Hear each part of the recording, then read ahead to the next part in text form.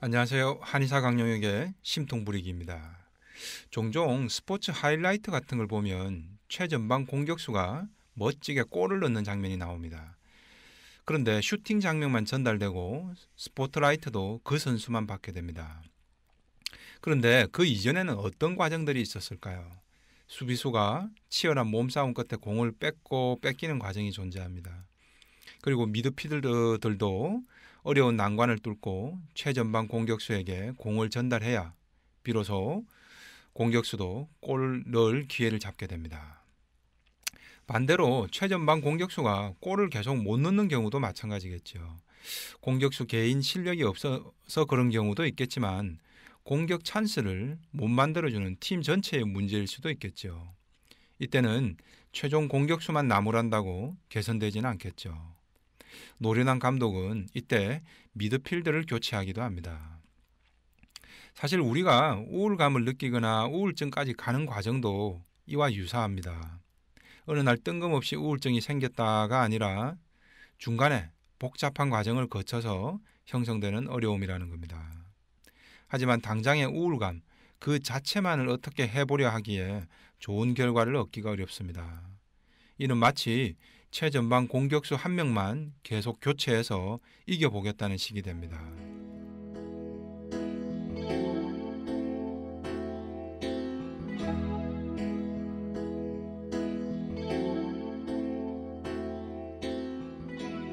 오늘 심통부리기에서는 산후우울증의 예를 통해서 우리는 어떤 때 우울과 무기력 그리고 더 나아가 자살 충동까지 느끼게 되는가를 살펴보겠습니다.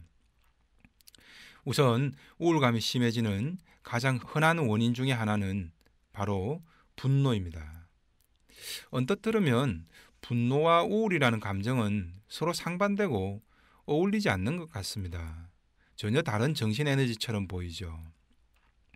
그런데 우울한 얼굴 이면에 때로는 환한 맨 얼굴이 존재합니다. 극단적 분노의 맨 얼굴을 우울이라는 화장으로 감춰버린 것이죠. 그래서 겉으로는 우울한 얼굴인데 이런 화장을 조금만 벗겨내면 매우 환한 얼굴이 드러난다는 겁니다. 우리는 종종 매스컴에서도 산모나 혹은 어린 자녀를 둔 엄마가 아이와 함께 극단적인 선택을 했다는 뉴스를 접하게 됩니다. 이때 우리는 엄마가 우울증이 있었다라거나 우울증 치료를 받은 적이 있다라며 모든 걸 우울증이라는 한마디로 정리해버립니다. 그래서 마치 한 여성이, 한 엄마가 우울증이라는 병 때문에 정신 착란 같은 것이 와서 엉뚱한 선택을 한 것처럼 비춰집니다. 극단적 선택이라는 최종 결과물이 만들어지기까지의 과정은 모두 생략되어 버리는 것이죠.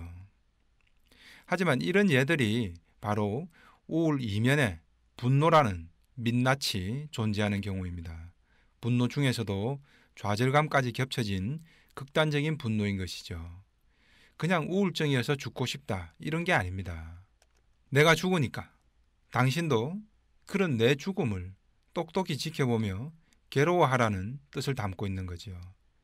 그래서 나 혼자 죽는 것보다는 당신에게 가장 소중한 내 아이이기도 하지만 당신의 소중한 아이까지 함께 데리고 죽는 선택을 하는 겁니다.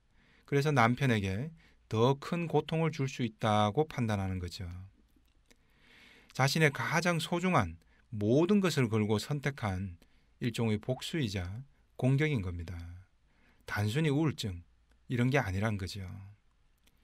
우울증에 의한 극단적 선택 이면에는 이 같은 좌절된 극단적 분노를 전달하고 싶은 경우가 생각보다 많습니다. 그러나 우리는 이걸 그냥 덮어버리려 하는 거죠. 마치 골 넣은 최종 공격수나 골 먹은 골키퍼만의 문제라고 생각해버리는 식이 됩니다. 우울하니까 죽고 싶다라고 하는 말을 들을 때는 그 사람이 마음의 감기처럼 그냥 우울하다 이런 게 결코 아닙니다. 그냥 아무런 원인도 없이 우울하다가 아니라 그토록 하고 싶은 말이 무엇인지, 그토록 하고 싶은데 계속 좌절되어 온 그 무언가를 살펴봐야 하는 겁니다. 이때 나는 의사도 아닌데 그렇게 우울하면 그건 병원에 가봐.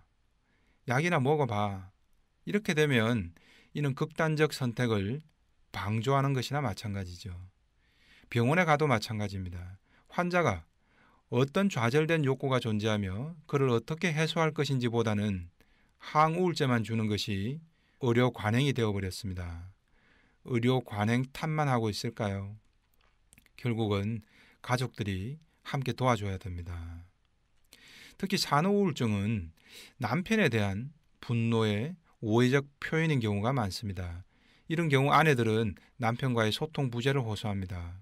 그러나 남편과는 말을 해도 더 이상 말이 안 통한다며 이미 체념한 상태도 많습니다. 체념한 것을 원인을 모르겠다라고 말하는 거죠. 이런 체념과 분노의 정서가 제대로 탈출구를 찾지 못하면서 남편과 동일시될 수 있는 어린 자녀에게로 분노가 향하기도 합니다. 배우자가 꼴보기 싫으면 아이들도 꼴보기 싫어집니다. 내 자식이기도 하지만 이때는 내 배우자의 자식으로만 보이게 되지요. 때로는 아이에 대한 공격적 충동이 일어나기도 합니다. 산모들 중에는 내 아이가 하나도 안 예쁘다. 내 아이를 내가 어떻게 할 것 같다. 우유를 먹이다 보면 이유 없이 눈물이 나고 미칠 것 같다 라고 말합니다. 이유가 없지 않습니다. 애초에 이유는 있지만 당사자의 마음에서 일어난 분노가 다시 억압되고 있는 상황이기 때문에 이유가 없는 것처럼 느껴질 뿐이죠. 이 외에도 남편이 딱히 잘못한 것도 없지만 남편 얼굴만 보면 이상하게 화가 치민다는 아내들도 많습니다. 이처럼 우울증이 단순히 산후에 여성의 몸이 힘들면서 나타나는 가벼운 유형도 있겠지만 매우 까다롭고 복잡한 심리적, 정신적 문제와 그리고 과거의 트라우마까지 복합적으로 연관되는 경우도 많습니다. 꼭 산후 우울증만의 문제가 아닙니다. 청소년 우울증은 어떨까요? 뭐부터 점검해 봐야 할까요? 바로 부모에 대한 분노입니다. 이 외에 친구 관계나 학업에서 좌절된 분노가 존재할 수도 있습니다. 우울해한다고 해서 단순히 우울한 것만 봐서는 진짜 민낯이 드러나지를 않는 겁니다.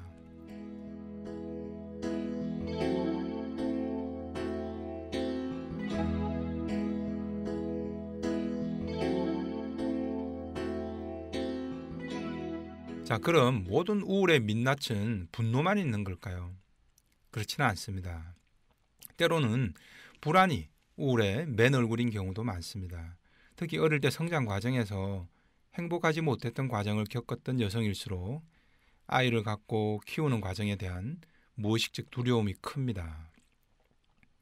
자신도 이해할 수 없는 불안감이 임신이나 출산을 피하고 싶은 욕구를 키우죠. 이 과정에서 우울감이 증가될 수 있습니다.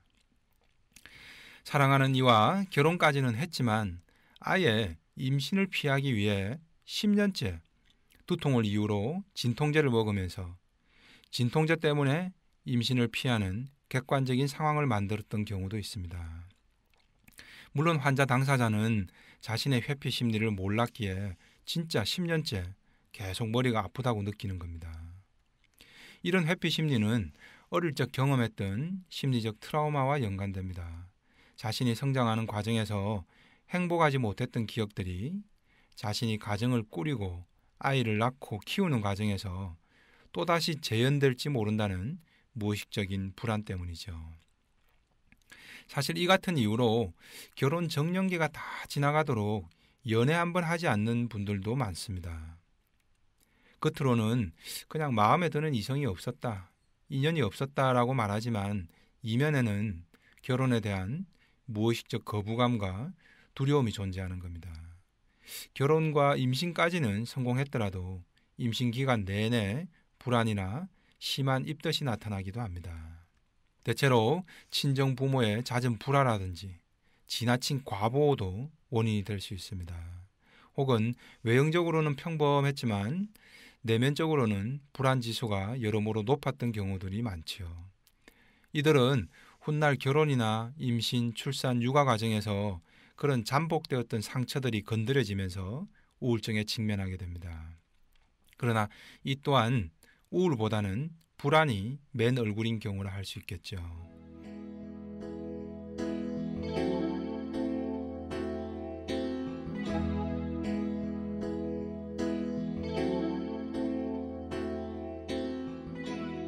이 외에도 산후우울증의 맨 얼굴이 회피심리인 경우도 있습니다. 자신이 마주한 현실이 너무 버겁다는 판단 때문에 어떻게든 회피하려는 욕구가 우울로 드러나는 경우죠. 대표적으로는 육아 부담 문제입니다. 아이를 돌보는 문제는 신체적으로나 정신적으로나 여간 힘든 게 아닙니다. 특히 신생아는 24시간 돌봐야 한다는 부분에서 산모는 충분한 수면조차 취하기 어려운 경우도 많습니다. 게다가 자녀가 2명 이상인 상황이라면 더더욱 어려운 상황이죠. 이때 남편이 적극적으로 외조를 해주지 못하면 더욱 불안하고 우울해합니다. 또 남편의 외조가 있더라도 자신의 친정어머니가 매우 힘들고 헌신적으로 자신을 양육했던 기억을 가진 여성들이 어려움을 겪기도 합니다. 왜냐하면 나는 우리 엄마처럼은 그렇게 희생적으로 살아가지 못할 텐데 어쩌나 라는 그런 불안감과 두려움이 일부 여성들의 경우에는 공포나 공황 수준으로까지 나타나기도 합니다. 이 외에도 여성 커리어 단절에 대한 우려도 산후우울증으로 이어집니다. 사랑하는 한 남성의 아이를 낳는다는 것은 기쁨인 동시에 여성으로서는 사회적 커리어의 단절을 의미합니다. 또한 무한한 희생과 양보를 의미하기도 하죠. 상당수 여성들이 남성 못지않는 직업적 노력을 해왔고 그것이 단절되는 것에 대한 우려가 불안 심리로 이어지는 경우도 있습니다. 특히 타인에게 주목받음으로써 강한 삶의 성취 동기를 느끼는 성격의 여성들이 이러한 어려움을 겪기가 쉽습니다. 임신과 출산으로 자신의 커리어가 단절되고 자신의 적성과는 맞지 않는 집안일에 얽매이게 될까봐 미리 불안해하는 것이죠. 이때 여성은 아이를 낳아 키운다는 옳은 것에 대한 욕구와 출산 육아보다는 내 인생이 우선이다라는 좋은 것에 대한 욕구가 서로 충돌하게 됩니다. 이는 곧 이상과 양심 간의 갈등을 불러오게 되죠. 자신의 이상을 추구하자니 아이에게 최선을 다할 수 없다는 모순에 직면합니다. 자신의 마음 한편에 자리한 양심이 용서하지 못하는 그런 진퇴양난의 괴로움에 놓이게 됩니다. 그렇다고 양심을 추구하기 위해 아이에 대한 헌신적 육아를 선택하고 자신의 커리어를 후순위로 내모는 것 또한 만족스럽지가 못합니다.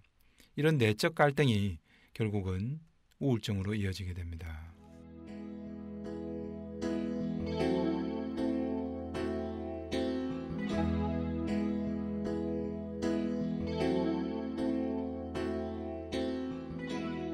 지금까지 대략적으로 살펴본 것만 해도 여러 가지죠. 겉으로는 우울증이라고 해도 그 이면에는 전혀 다른 내용이 존재합니다. 어떤 경우에든 민낯을 정확히 파악하는 것이 중요합니다. 그래야 그에 맞는 현실적인 해법 찾기가 가능해지기 때문이죠. 덮어놓고 그냥 우울하다, 그냥 원인 없다, 아무 이유 없다 이렇게 되면 결국 항우울제 중독으로 가는 길밖에는 없습니다. 원인 없는 결과란 없습니다. 그 어떤 우울증도 마찬가지입니다. 살면서 우울하거나 또는 지독한 우울증으로 너무 힘들어할 때도 바로 이 원인을 찾으려는 노력을 하면 극복될 수가 있습니다. 그저 항우울제만 붙들고 있는 건 약으로 잠시 도피해 있는 것에 불과할 뿐 내 그림자의 짐을 약이 다 해결해 주지는 못한다는 사실을 기억하시기 바랍니다. 이상 한의사 강용에게 심통부리기였습니다.